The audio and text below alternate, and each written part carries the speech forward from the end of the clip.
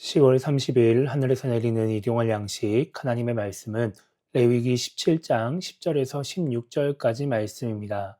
이스라엘 집 사람이나 그들 중에 거류하는 거류민 중에 무슨 피든지 먹는 자가 있으면 내가 그 피를 먹는 사람에게는 내 얼굴을 대하여 그를 백성 중에서 끊으리니 육체의 생명은 피에 있음이라.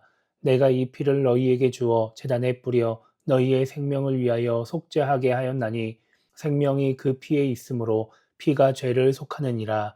그러므로 내가 이스라엘 자손에게 말하기를 너희 중에 아무도 피를 먹지 말며 너희 중에 거류하는 거류민이라도 피를 먹지 말라 하였나니 모든 이스라엘 자손이나 그들 중에 거류하는 거류민이 먹을 만한 짐승이나 새를 사냥하여 잡거든 그것의 피를 흘리고 흙으로 덮을지니라. 모든 생물은 그 피가 생명과 일체라.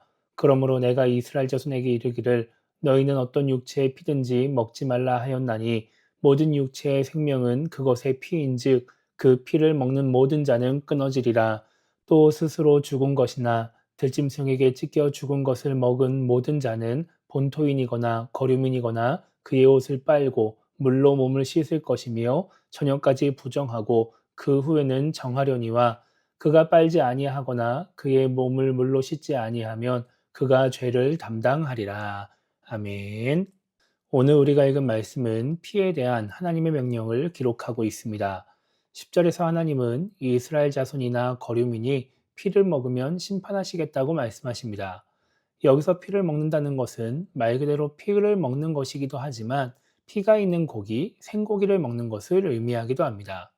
하나님은 창세기 9장에서 세상을 심판하는 홍수가 끝난 뒤에 노아에게 동물을 먹을 것으로 주시면서 동물을 먹되 고기는 그 생명이 되는 피째 먹지 말라 이렇게 말씀하셨습니다. 그래서 11절을 보면 피를 먹지 말아야 하는 이유가 육체의 생명이 피에 있기 때문이라 이렇게 말씀하시는 것입니다. 그리고 이어지는 말씀에서는 생명이 피에 있기 때문에 피가 우리의 생명을 위해 속죄하는 데 사용된다 이렇게 말씀을 하십니다. 그러니까 인간의 생명을 유지하기 위해서 피가 중요한 역할을 할 뿐만 아니라 죄로부터 인간의 생명을 구원하는 그런 역할을 한다라고 하는 것이죠. 그렇게 생명을 지키는 것입니다. 그래서 피를 먹으면 안 된다라고 말씀하십니다. 그리고 하나님은 단지 피를 먹지 않는 것뿐만 아니라 피를 특별하게 여기라고 말씀하십니다. 하나님은 13절에서 짐승이나 새를 사냥하였을 때에는 피를 땅에 쏟고 흙으로 덮으라고 말씀하십니다. 사냥하는 과정에서 피를 흘리게 되면 그냥 놔두는 것이 아니라 흙으로 덮어서 피를 가리라는 것입니다. 피에 생명이 있기 때문에 그래서 피가 특별하기 때문에 핏자국이 드러나게 하지 말고 흙으로 가려서 숨겨야 하는 것이죠. 오늘 말씀을 통해 우리가 생각해 봐야 하는 것은 일상생활 속에서 우리가 가져야 할 마음입니다. 지금 우리에게는 과학적인 지식이 있어서 생명이 피에 있다는 말을 우리의 생명을 유지하는데 피가 중요하다라는 뜻으로 쉽게 이해할 수 있습니다. 그런데 이 당시 이스라엘 자손들은 그런 지식이 없었습니다.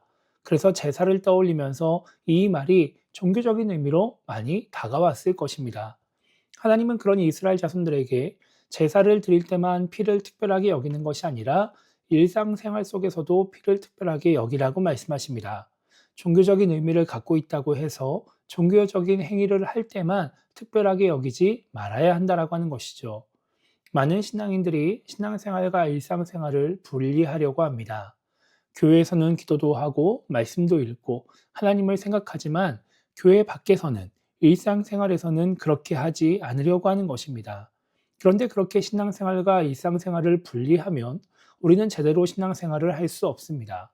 내가 하나님의 은혜를 제대로 누리지도 못하고 하나님이 원하시는 신앙생활을 할 수 없는 것이죠. 교회 갔다 오면 성경을 읽지도 않고 한쪽에 놔두는 사람이 그래서 평상시에 성경을 읽지도 않고 하나님의 말씀을 가까이 하지 않는 그런 사람이 교회에 나와서 설교를 들으면서 하나님의 말씀을 쉽게 이해하고 또 하나님의 말씀으로 그것을 잘 받아들일 수 있을까요? 그래서 그 시간에 하나님이 주시고자 하는 그 은혜를 모두 누릴 수 있을까요? 그리고 하나님을 믿는 사람답게 하나님이 원하시는 대로 하나님의 말씀대로 살아갈 수 있을까요? 일상에서 하나님을 생각하지 않고 하나님의 말씀대로 살지 않던 사람이 교회에 와서 하나님을 사랑한다고 하고 하나님을 찬양하고 예배하면 하나님은 그것을 진심으로 받아들이실까요? 이것이 과연 하나님이 원하시는 모습일까요? 그렇지 않습니다. 일상생활 속에서도 피를 먹지 않고 피를 특별하게 여겨야 제사를 드리며 피를 뿌릴 때 그 피로 내 죄를 속죄받고 내 생명이 구원받는다라는 것을, 그 은혜를 온전히 느낄 수 있는 것입니다. 그래야 진심으로 하나님의 은혜에 감사하며 하나님이 원하시는 제사를 드릴 수 있는 것이죠. 이처럼 우리가 하나님의 은혜를 마음껏 누리며 살아가려면, 하나님이 원하시는 신앙인이 되려면 일상생활 속에서도 하나님을 생각하고 하나님의 말씀대로 살려고 애를 써야 하는 것입니다. 그래서 하나님이 오늘 우리에게 일상생활과 신앙생활을 구분하지 말고 일상생활 속에서도 하나님을 생각하라고 말씀하시는 것입니다. 일상생활 속에서도 하나님 말씀대로 살려고 애를 쓰라고 말씀하시는 것입니다. 그래서 오늘 하루를 시작하며 우리가 이렇게 기도했으면 좋겠습니다. 하나님께 예배하러 나왔을 때만 하나님을 생각하는 것이 아니라 일상생활 속에서도 하나님을 생각하며 하나님의 말씀대로 살아가는 신앙인이 되게 달라고 기도했으면 좋겠고요. 그래서 하나님이 주시고자 하는 은혜를 마음껏 누리고 하나님이 원하시는 모습으로 살아가는 신앙인이 되게 달라고 기도하며 오늘 하루를 시작했으면 좋겠습니다. 그렇게 하나님이 원하시는 대로 오늘 하루도 하나님 말씀대로 살아가는 우리 모두가 되기를 주님의 이름으로 축복합니다.